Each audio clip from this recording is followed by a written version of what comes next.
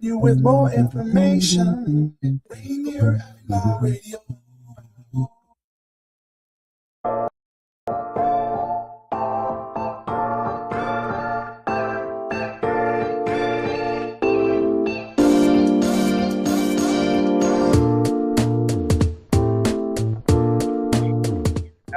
Radio. Good evening, good evening, good evening. This is Cliff, your friendly neighborhood agitator, and I am joined in the studio by my producer, Mr. Daniel Bellis. Appreciate you, Daniel. And you are listening to the Unmasked Agenda here on Rainier Avenue Radio. And this is your bi-weekly slice of political commentary, analysis, a couple of pop culture hot takes, and I am hoping enjoyable and insightful conversation for all of you. Anyway, we are continuing this month with some really good, and I would say a first in our show. Really good conversation, but it's definitely a first, pardon me, where we are actually going to have a little bit of a split format. So I would like to invite on our first guests, Zahid and Melissa Chaudhry. And you all might remember Miss Melissa Chaudhry from our first, or rather our second episode in season 1. She's a congressional candidate, local activist, campaigner, and all-around awesome person. And also joining her tonight will be her husband, Zahid Chaudhry, someone who has been fighting for freedom both on the inside, from the inside of unjust detention facilities, and most notably a veteran of these United States and someone who has literally fought for our freedom on the front lines. And I am so happy to be joined by the two of them this evening. Zahid, Melissa, Zahid, y'all on? Y'all with us? Hello? Hello? Okay, it seems like there's some technical difficulties on their end. So let's see. For this, and okay. There we go. Can you hear us now? Yes, absolutely. All right. Wouldn't be the 21st century without some technical difficulties. I know. You're going to have to be working. We can't hear him. Do I just give an impromptu review of a film? That's going through my head. I'm like, okay, what have I seen recently that I really want to review? Or should we, Daniel and I just talk about some of our favorite fictional Black characters, because this is still Black History Month, and we stand on the shoulders of giants, of course. But Sure Zahid, do. it's great to join you. We appreciate you joining us. Good to be Are here. you able to turn on your cameras? Yes. Oh, is that not on? It shows us on for us. It shows us on for us. We have been seeing ourselves as on for minutes now. Ain't that fun?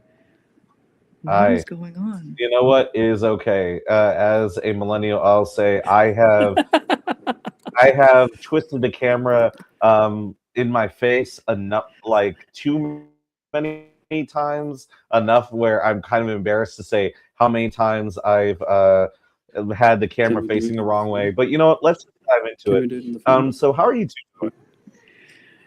Hanging in there. I'd be doing better if the technical difficulties were sorted out, my friend.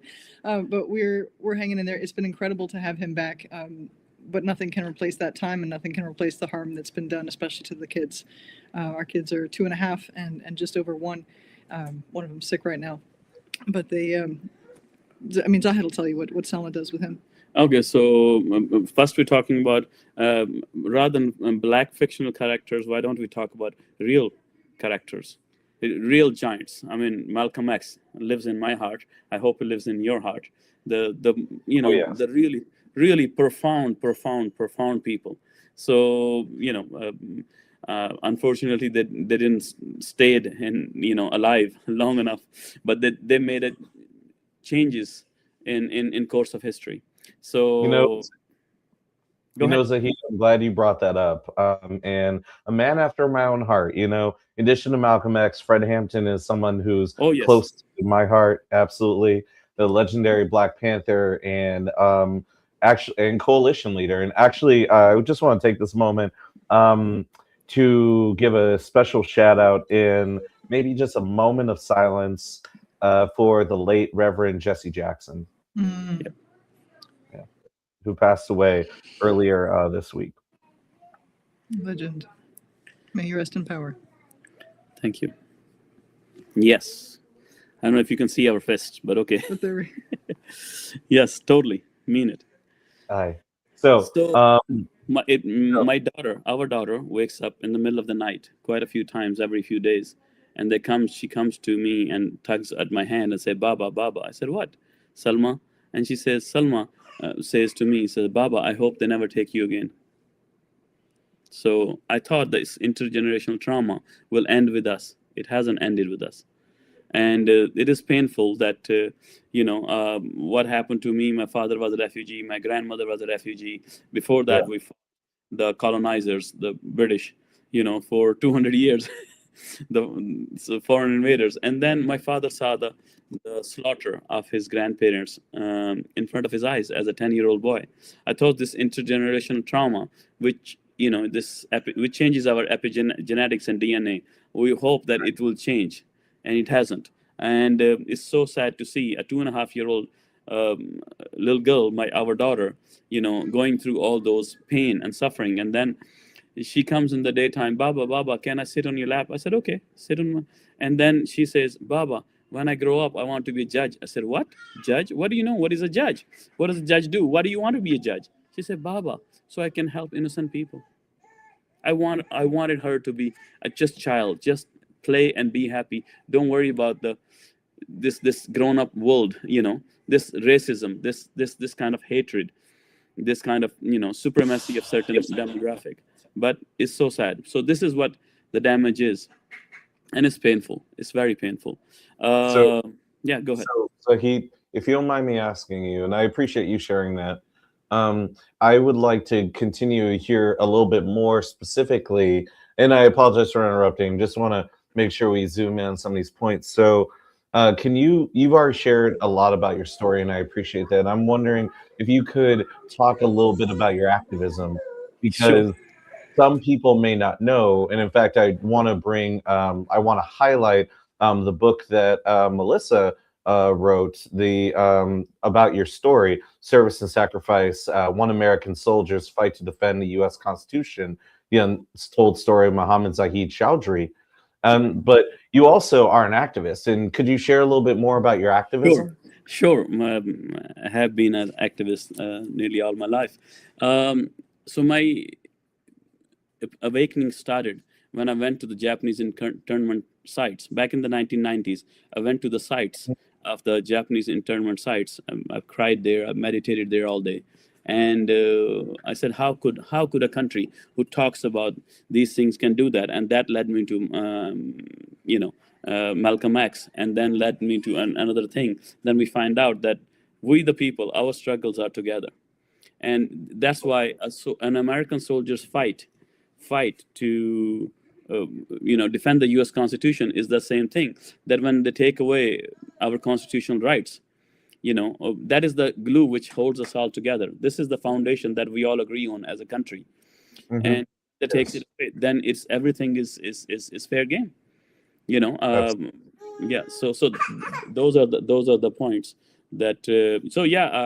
I have been from the very beginning of One America, Washington Immigrant Solidarity Network, and many of the things. Even today, I testified, at Washington State Senate for jurisdiction over health and safety inspections at ICE detention center. So the work doesn't end. To me, that is the real world work that we need to do. I mean, they say thank you for your service. That was good, but this is even better. This is a real, even more profound and deep service outside of it. So yes, I was a TV talk show host, vice president of a TV station, and I brought in lots of different faces, folks. And, I don't know if you folks know that I asked Pramila Jayapal, she's a congresswoman now from Congressional District 7 in Seattle.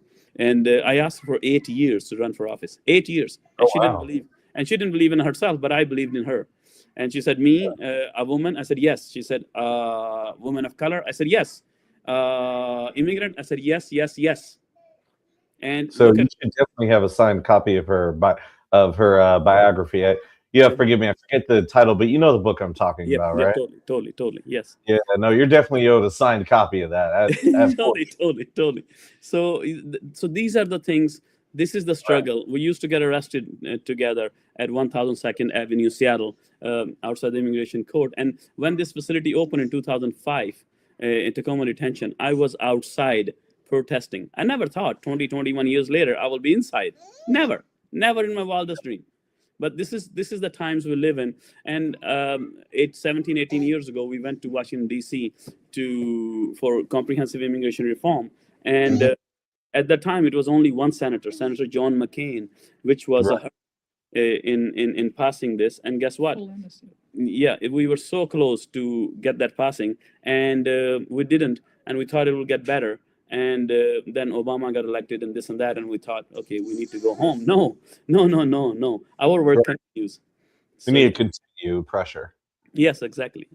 So, just you brought this up, the ICE detention center, Northwest Detention Center. You've been inside. Yes. If you were comfortable, I know Sure. it has been so harrowing, and like you mentioned, the intergenerational trauma that is now your family has inherited, and you're going to work through. But if you could share a little bit for those who are listening, what was that like? What did you see inside, experience? Oh, so much. Just in 1 week, two men in my pod tried to take their own lives. It's several people who did that. It was you can see the results speak for themselves. It's the people of color. You can see the results speak for themselves. It's the people of color which are inside, of course. And you can see who they're targeting, and you can see the results of the contracts with Palantir. And we know his views. Women should not have a right to vote, and his personal views. And people of color and poor people should not have the right to vote. So We're seeing it more and more. Yeah. So this is what's running the country. This is where billions of dollars of our collective energy, our collective taxpayer dollars are given to. This kind Straight of up. folks. Exactly. So why should we expect any better results? I mean, when I was going for the citizenship interview, I was thinking maybe it's so many, it's 26 years, they will do the right thing. No. Melissa said, no, they're gonna abduct you. I said, no, it's been so long, they will do about time. But guess what? She was right. And it all started after 9/11, when the OGAs, other governmental agencies, intelligence agencies, etc., wanted me to frame innocent Americans as terrorists, and I refused to do that.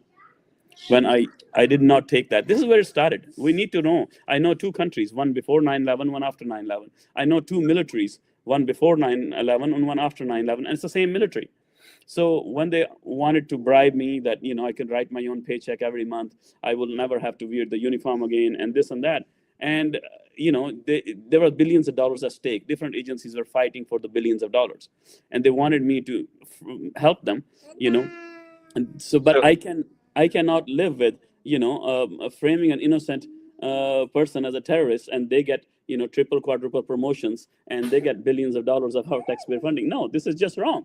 So that's where it all started. And they said, if you don't do that, your citizenship wouldn't be coming. You're just a legal permanent resident. We'll make your life hell. And it has been the same case. That's not right.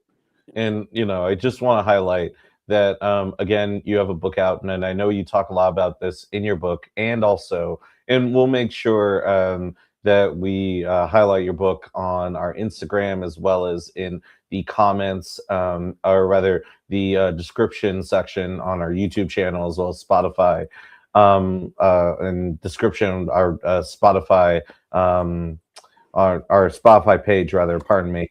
But I do want to just circle back to something. And also, I just want to add, I really appreciate your insight with that. It's, again, the fact that you had to go through that is a crime. It's criminal, and it's disgusting. And now, in the last couple of weeks, there have been progress on a couple of bills in the Washington State Legislature, both, as you mentioned, to highlight, or rather to require safety inspection of the facility, as well as prevent, or rather as well as requiring ICE agents to unmask, as well as requiring, if memory serves, there's also a bill to specifically protect Washingtonians and to allow those.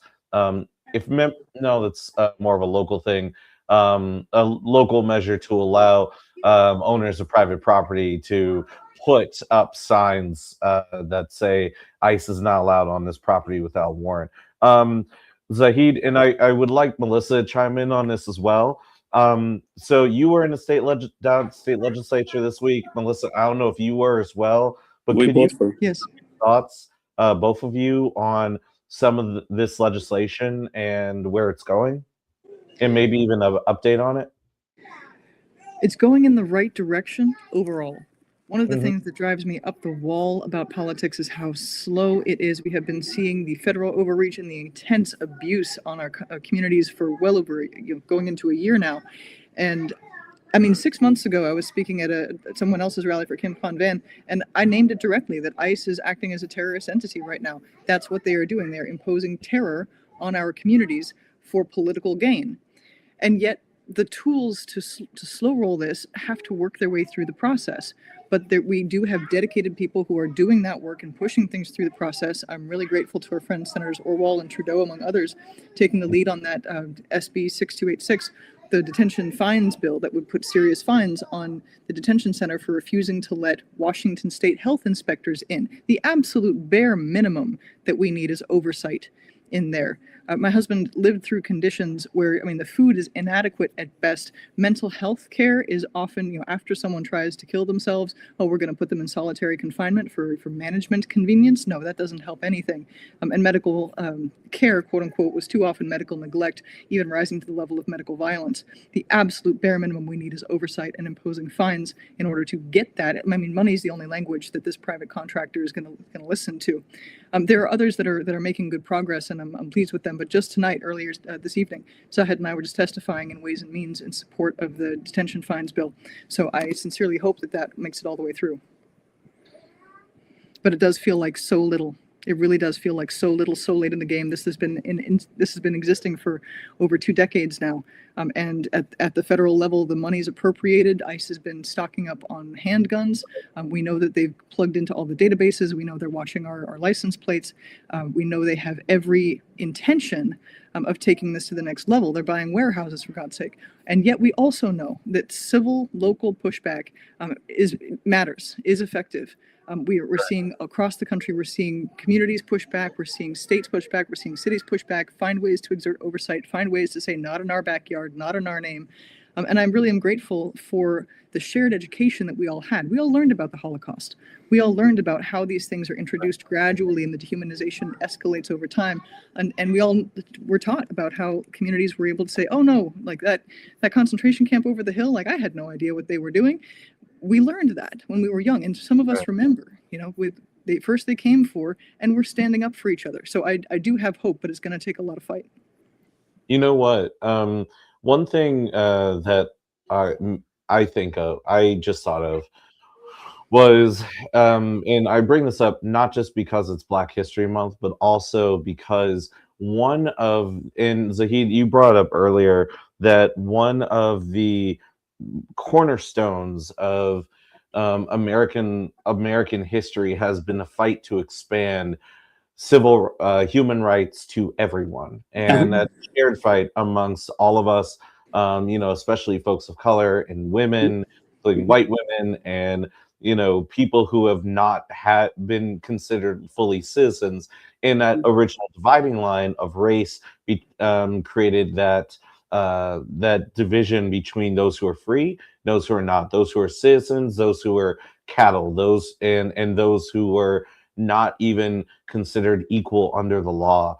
And one of the tools that they used to enforce that were slave catcher patrols. And in fact, exactly, that I've often seen a number of people push back on these days when people compare ICE to Gestapo or compare ICE to terrorist, or something with more negative connotation, is that in our history, we have seen deputized or empowered individuals empowered to violate the rights of others and to hold them against their will and to deprive them of human dignity with slave patrols, You're with exactly those with people who were targeted specifically because of who they are, and they were they were imprisoned and then their bodies sold off and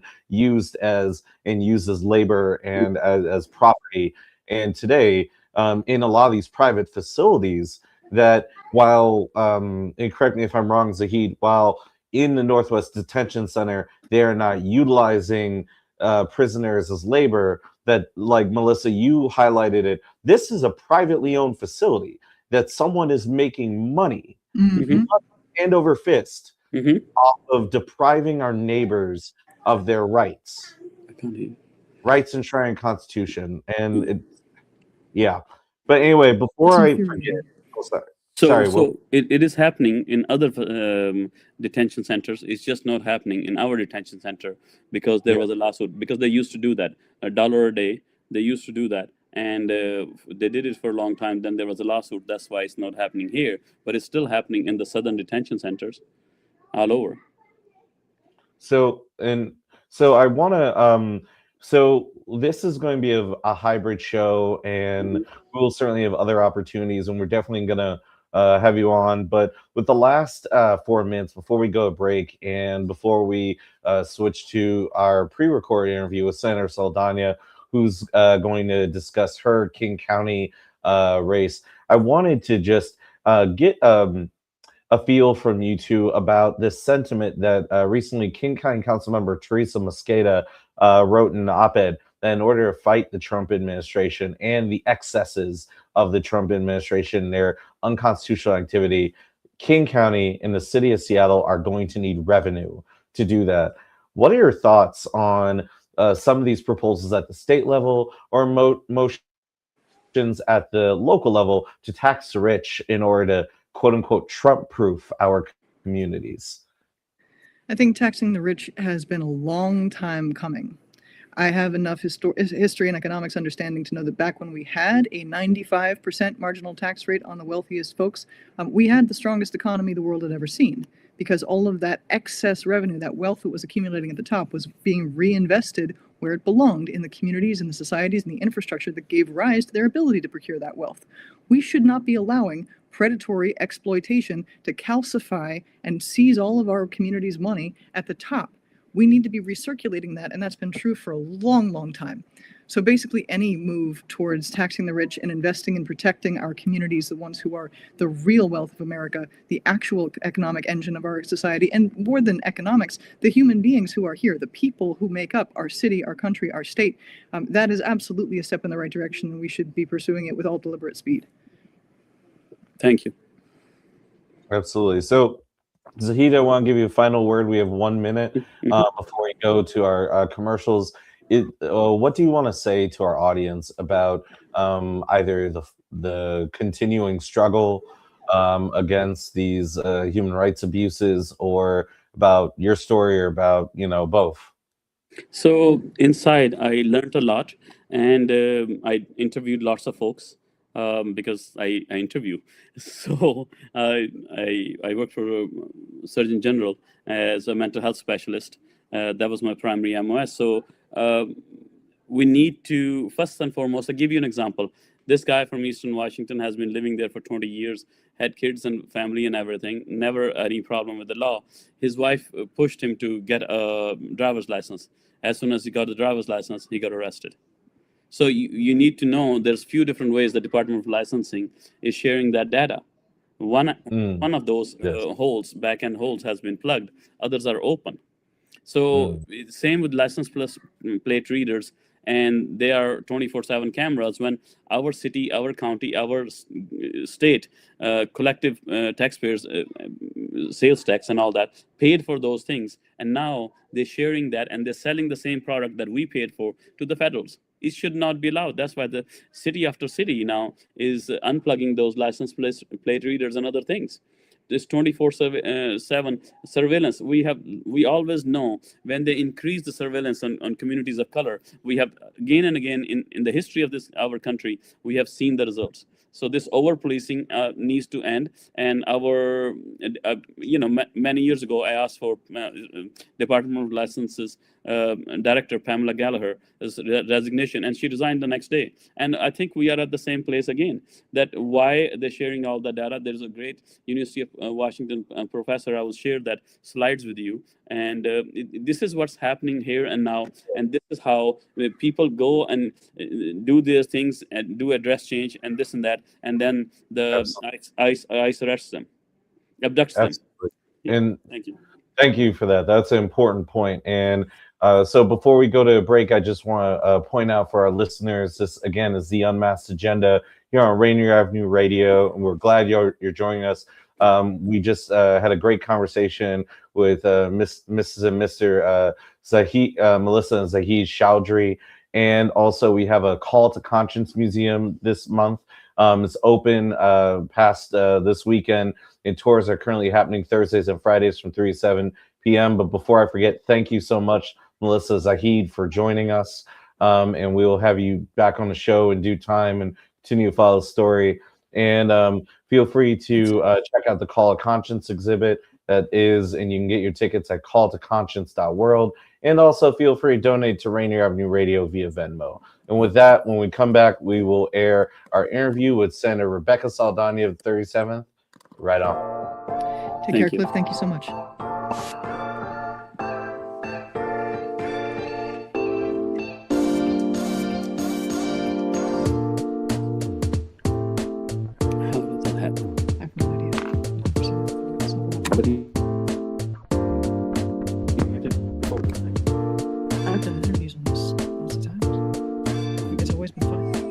On computer? On the computer. Here with the Rainier Avenue Radio traffic update. You can listen to us in your car 24/7 anytime by downloading the free TuneIn app. Once you do, search Rainier Avenue Radio. And remember, do not curse out your fellow drivers. This has been your Rainier Avenue Radio traffic update. A teacher who hurt their back and got prescribed opioids. A daughter trying to cope with a loss in the family. A friend silently struggling, thinking they'll be a burden if they ask for help. People with addiction come from all walks of life. And the truth is they stand a better chance at recovery with our support. Reaching out and sharing local resources can make all the difference. Don't count them out. More people recover with support. Find more ways to help at supportaddictionrecovery.com. supportaddictionrecovery.com. Fellas, your mental health matters, and it's time we talked about it. Join us every Monday at 5:30 Pacific Standard Time on Rainier Avenue Radio for the Men's Mental Health Show. Real conversations, real stories, real tools to help you navigate life's challenges with strength and honesty. Whether you're tuning in from the car, the gym, or your couch, this is your space to breathe, learn, and grow. That's Mondays at 5:30 p.m. on Rainier Avenue Radio, where men's voices and men's wellness take center stage. So I needed to check my kids' immunization records for their school. My doctor told me I could get them quickly online, but I couldn't figure out how. Thankfully, I could turn to Link to Care WA for help. With Link to Care WA, I was able to learn how to use online health portals, use telehealth to talk to my doctor virtually, and even apply for jobs online. I called their free hotline and got help from a real person. Call Link to Care WA at 866-757-1832 or visit linktocarewa.org. Women Empowerment Talk Radio, your community connection to business success. Tune in weekly to RainierAvenueRadio.world. Listen and learn from local and national guest speakers, providing resources and knowledge for the everyday business owner. Women Empowerment Talk Radio, weekly on RainierAvenueRadio.world. This February, Rainier Avenue Radio presents the 2026 Call to Conscience Black History Month celebration. This year features a special tribute to Lenny Wilkins, honoring his legacy on and off the court. A powerful Black History Month installation on African Americans in the Metro League. An original African-rooted storytelling performed by Arsalan Ibrahim. Exhibits, tributes, live radio, and conversations that connect generations. Call to Conscience 2026 at the historic Columbia City Theater. Learn more at calltoconscience.world. Ladies and gentlemen, Speak Up Seattle. We are RainierAvenueRadio.world, the station that cares. Don't forget.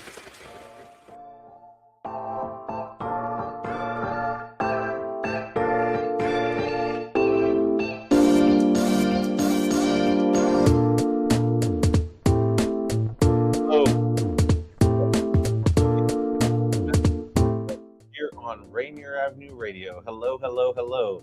We are just interviewing Melissa and Zahid Chaudhry, and now we are going to bring you a pre-recorded interview with Senator Rebecca Saldaña of the 37th Legislative District, which comprises the Rainier Valley, on her run for King County Council District 2. And then next week, we will have on an interview with Port Commissioner Toshiko Hasagawa, who is also running for that same position on the King County Council. So enjoy. Hello, faithful viewers. You are listening to the Unmasked Agenda. This is not a live recording. I am coming to you on a sunny Sunday here in Seattle, and you are watching this on hopefully a not gloomy Thursday. Anyway, I am honored to be here with the great and legendary Senator Rebecca Saldaña of the 37th Legislative District, and she's here with us to talk about her King County Council race for the District 2 seat, which is squarely in the 37th. So without further ado, how are you, Senator? I'm doing great this morning. Thank you so much for having me. Really appreciate it. Absolutely. So let's see. Do you just want to share with us why you're running for King County Council? And if you could just help us understand from the perspective of the kind of time we're in right now with a really adversarial federal government. And I mean, you're doing all this great work in the legislature. So why leave now? Great. Well, thank you so much. It's a great honor to be here, and I'm excited to share with your listeners why I, after 10 years of serving in the state Senate, I'm ready to come back home and be closer to our community and continue the work that we've been always doing, is organizing to make sure that government is actually making lives better for regular people, especially working families and our communities that are furthest from opportunities. So I think that's part of it, is that during the first Trump administration, I was the executive director of a local nonprofit that brings labor and community folks together, and making the case that if we want to achieve our climate goals, a thriving economy, that we have got to center racial justice and making sure that communities most impacted are leading, and that government is being responsive to their goals and to actually achieve those things together. And so I think we were doing that great work, and then Trump came in, and a lot of us were afraid. My little children and my coworkers' children were afraid about what was going to happen if he got in power. And so when it became clear that he was, and there was an open Senate seat because Pramila Jayapal had gone to serve and fight at the federal level, and we wanted to make sure that we had an organizer defending the 37th in the state Senate. And so I went, and because of our community's amazing strength and resilience and assets that we have in our community, was really able to bring that to the legislature. And over that 10 years, we've done a lot to Trump-proof our state. And I can talk more about that. But I think, and we've also done a lot to undo some historic harms, to make sure that our own law enforcement and peace officers are accountable and held accountable when they overuse their own power, and make sure that our law enforcement is being trained on de-escalation, that they are including people from our communities, that they are being equipped to be able to be better partners with our communities, and recognizing that our armed peace officers are not really what real public safety looks like. That real public safety is about investing in transformative healthcare that recognizes that mental health and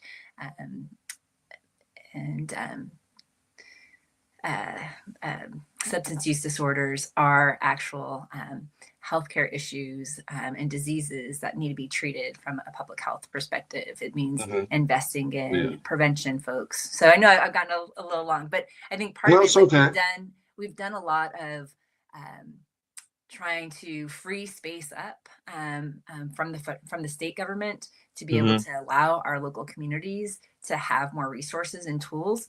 And now, as we're facing this second Trump administration, I want to bring all that work that I've done with community at the state level and bring it back home, be closer and local, to demonstrate how do we actually implement.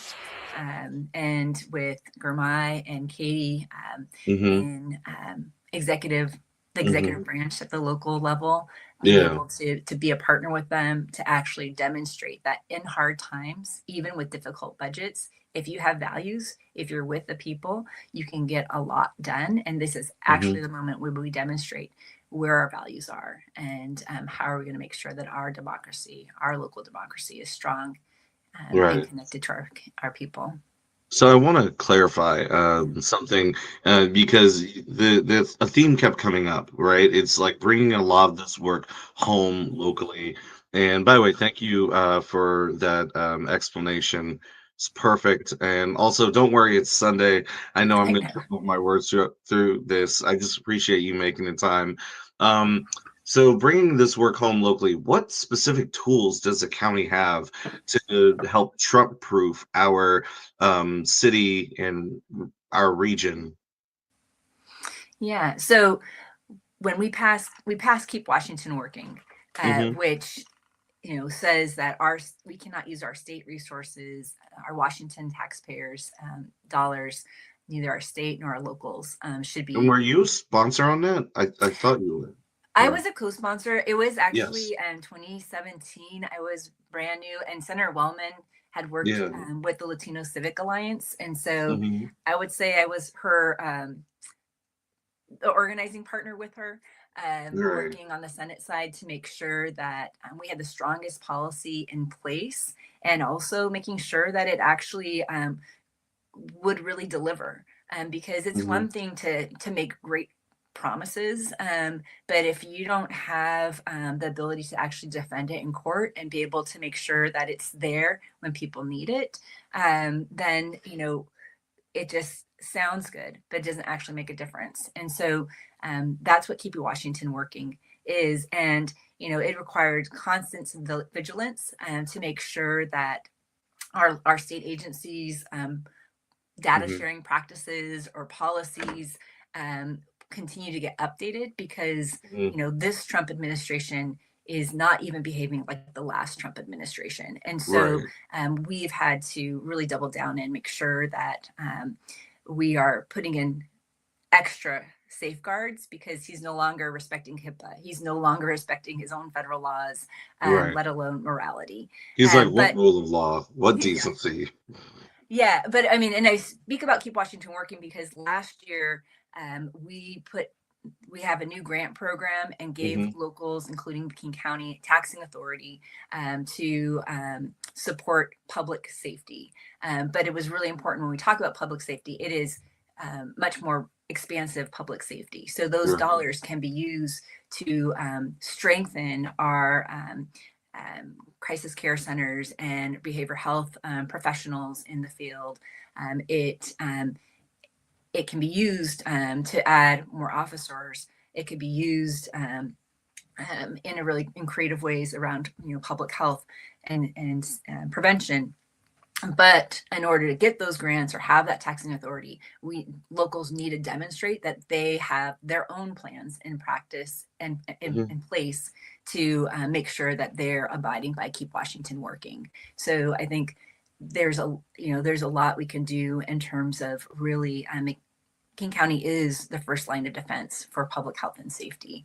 Absolutely. So that's definitely one thing we can do. For sure. And I just want to follow up on that. So in terms of public safety, what are your thoughts on like flock cameras and other surveillance equipment that have been used by a number of jurisdictions, particularly both city and county? Yeah. Well, there's legislation going on this year that I've been very supportive of, along with a lot of our community organizations, to rein in how flock cameras and not, and the city of Seattle uses a different company, but same in terms of not having the safeguards in place. I think our county, where we use our cameras the most, is actually with our public transit, and making sure that our bus rapid transits can move quickly through the region. And on those cameras, we've already had much stronger enforcement. And as vice chair of transportation for many years, when we were allowing cameras to be used instead of just law enforcement out on the streets and pulling people over, how to balance that, because and so we put in a lot of strong language, worked with ACLU to make sure that it was as strong as it could be.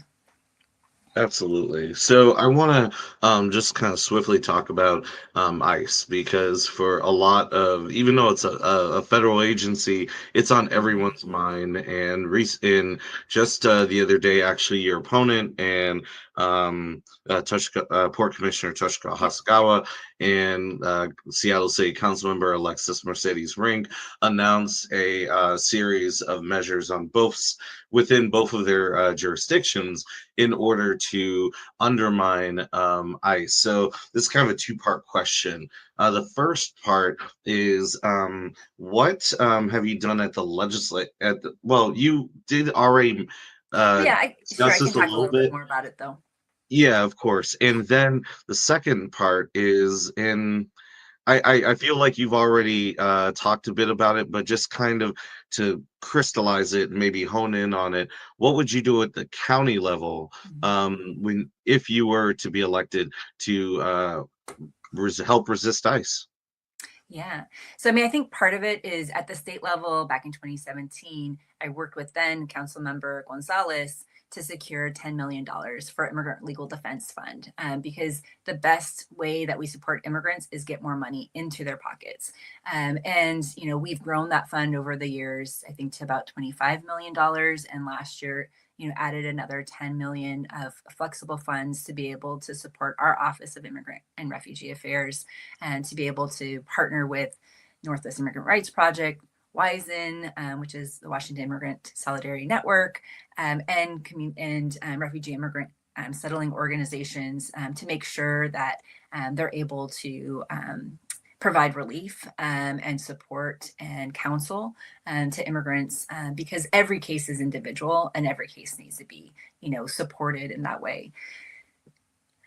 The other piece is, working with WISN during COVID to get Immigrant Worker Relief Fund, and again, getting money into the pockets of individuals and making sure that as local officials, our job is to make sure that communities have accurate information, and being able to make sure that we have local plans, state government, ports, city.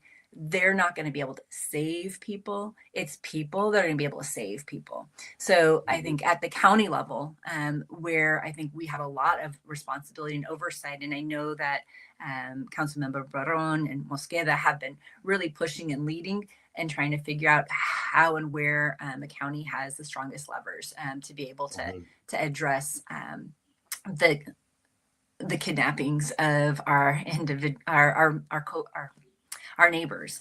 So I think part of it is, again, holding our King County Airport accountable, looking at that commission and what is the authority? Why do we even run a King County airport if it is not actually benefiting the people of King County, not just wealthy individuals that want to have their private jets, or becoming a fulfillment center for Amazon.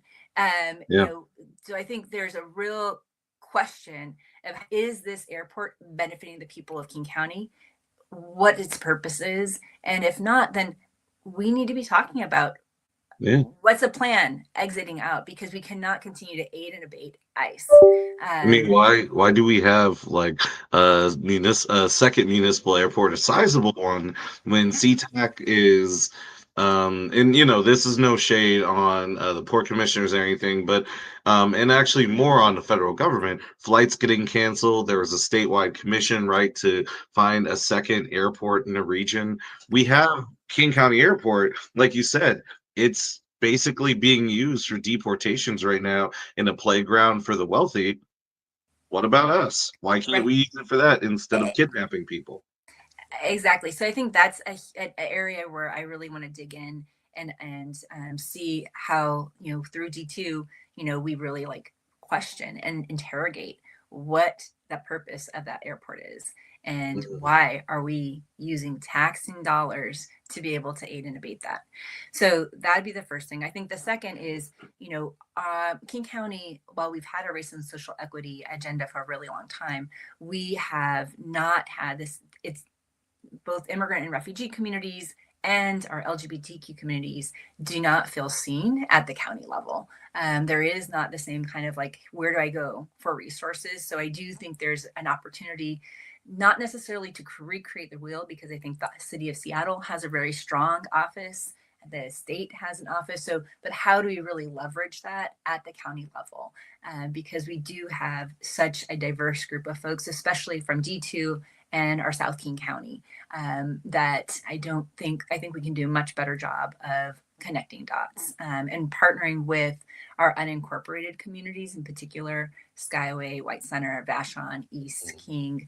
And I know there's been some good collaborative work that can be strengthened of making sure that all our incorporated communities have the same kind of resources, tools, and investments that immigrants that live in the city of Seattle have. So how do we make sure that the county becomes that focal point for accurate information, for legal counsel, and for helping coordinate and empower our local communities, like using our community centers as places where we can bring our neighbors together to know their rights, to do emergency plans for, because so many families, whether you're immigrant or not, don't necessarily have their power of attorneys and plans in place for how, in a moment of crisis, whether that's an ICE invasion or whether it's an earthquake or floods, of what is going to happen to to make sure that their children, their elders, the vulnerable folks have plans of safety for them. So forgive me if I'm mischaracterizing what you're saying, but it sounds like you want to re-examine the way the county is using its resources, and particularly how that use might make us unwillingly complicit in what's happening right now. And then B, that you want to see how we can reorganize or improve the efficiency of those resources, so the county becomes kind of a one-stop resistance, resilience, and resource hub. I just made that up. Resistance, resilience, and resource hub. Hey, if you do get elected, or if Commissioner Huskowitz gets elected, feel free to use that. But it sounds like you want to do that with a lot, with the kind of resources that the county might already have or could have. Am I correct? Yeah, 100%. And when you mention the resistance resiliency hubs, it makes me think, with when we passed the HEAL Act and the Climate Commitment Act, we have this overlay that 35 to 40% has to go to overburdened communities. And one of the solutions coming from communities are creating, climate resiliency hubs that become organizing centers. So they're both places for cooling and when things are hot, or warming when it's cold, but also it's a place where neighbors come to know each other and build in, resiliency to be able to face whatever crisis come ahead. And, we've been, working with community organizations around that idea for a while. And I think, again, it just reinforces for me, like, if you're doing things in a way that are centering communities most impacted, they end up having the solutions. And really, as a council member, it's about uplifting those solutions at the county level to be able to make sure that their work is supported and that we're not getting in their way.